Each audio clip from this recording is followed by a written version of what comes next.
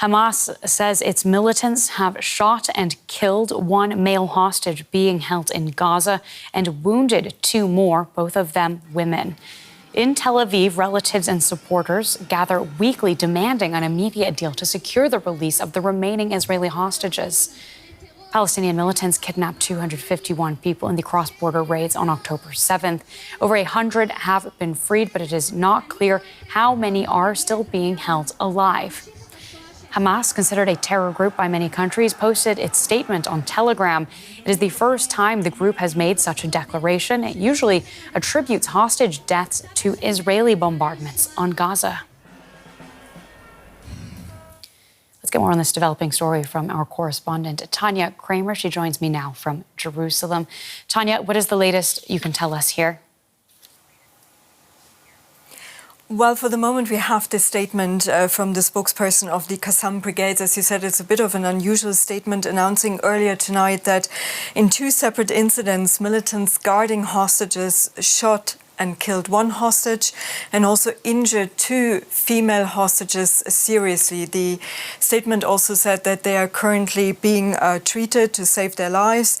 The statement did not identify the hostages and said that they are looking into it and that they will give more information at a later stage. Now, the Israeli military has reacted to that and said they do not have more intelligence currently. They cannot either refute or confirm these claims, and they also will try to verify those claims, giving more information. Now, of course, this highlights, the absolute need, what the families of the hostages that are still held in Gaza, believed to be 115. And as you said, we don't know how many of them are still alive. So it really underlines the necessity that there will be a ceasefire and hostage deal that would see those hostages released. And this is, what we've seen again, people going out on the streets, demonstrating and calling on the government to get such a deal done.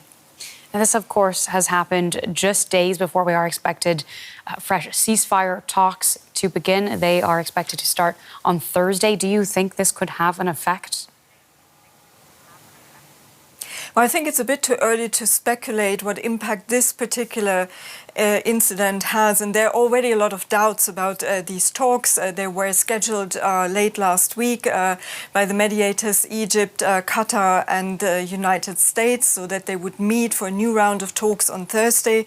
And Israel has also said that they will send a delegation.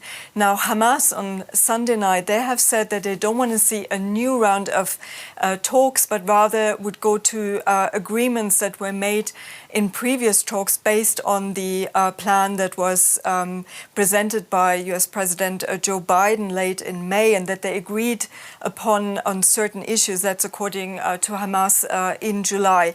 So this is seen here more as a maybe tactical step. It doesn't mean necessarily that they're not part of the negotiations, but they put more doubts, of course, on these talks. And of course, all of this comes when the region is really on edge right now. There are more and more warnings here being heard today. Again, assessments that an retaliatory attack by Iran or Hezbollah might be imminent. We've been in that situation already a week ago, but we've just heard tonight the military spokesperson saying that Israel is prepared at peak readiness in offense and defense. And of course, if something like that happens, then that could also derail such ceasefire talks. Tanya, thank you as always for your reporting. That is our correspondent, Tanya Kramer in Jerusalem.